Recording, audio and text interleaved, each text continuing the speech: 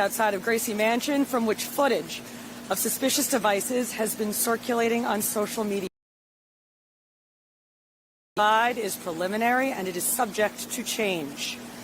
At approximately 11 a.m., two separate demonstrations, a protest and a counter-protest, commenced in the area of East End Avenue and East 87th Street.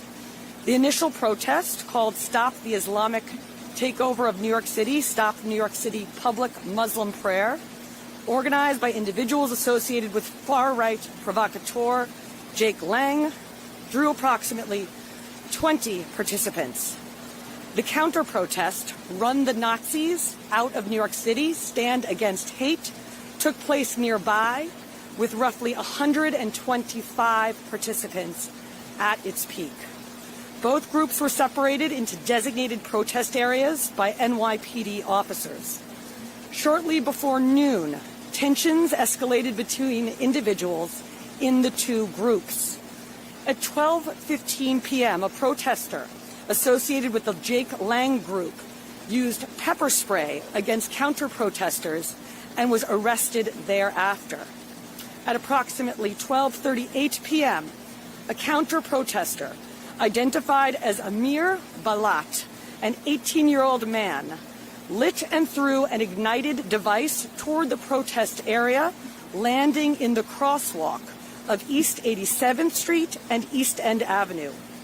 Witnesses reported seeing flames and smoke as it traveled through the air before it struck a barrier and extinguished itself a few feet from police officers.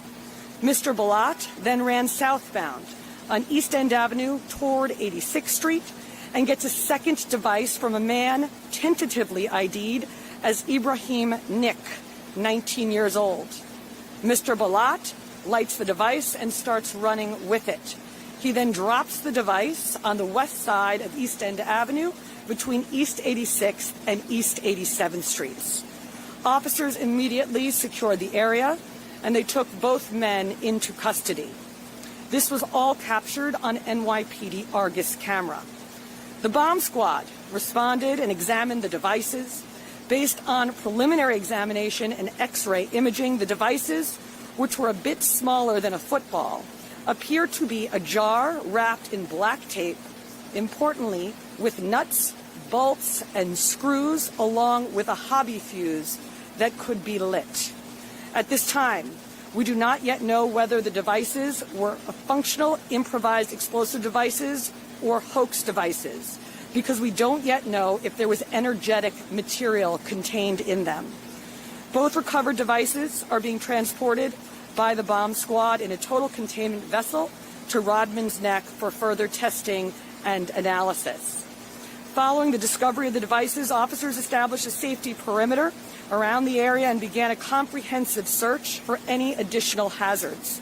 That includes canine sweeps as well as manual canvassing of the surrounding blocks, which includes inspections of garbage cans, underneath vehicles, and other locations where additional devices could potentially be hidden. These sweeps are still ongoing. In total, 6 arrests were made today in connection with the events. Those arrests include the 2 individuals responsible for handling and deploying the devices, the individual who used pepper spray earlier in the protest, and additional arrests related to disorderly conduct and obstructing traffic.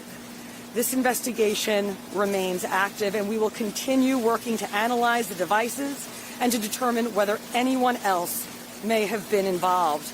I have been in regular communication today with Mayor Mamdani about the situation. As of now, there is no indication that this is related to the ongoing hostilities in Iran, but the investigation is still ongoing given the heightened threat environment. Important to note, I always speak about the police running towards the danger when everyone else runs away. Let me be clear, that happened today. Officers, many of whom are here with me, ran toward a man carrying an ignited suspicious device. They put the safety of others and their sworn duty to protect and serve above their own personal safety, and I am grateful that there were no injuries associated with the incident. Today, as always, I thank our police for their noble service. Now I'll take a few questions. All right, we're going to do on-topic questions, only on-topic questions. Yes. Hello.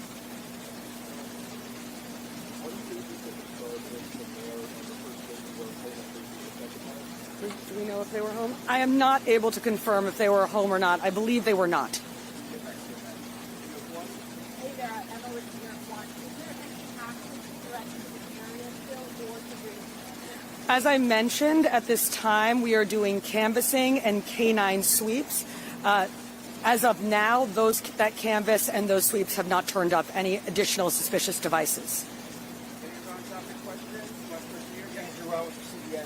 Was there time between the pepper spray being sprayed and him being arrested? Because apparently there was a conversation happening and frustration happening that NYPD did not act quickly to apprehend this person. As I understand, there was a period of time between the pepper spray incident and the arrest, and officers at the scene did their initial investigation and had to make sure that they were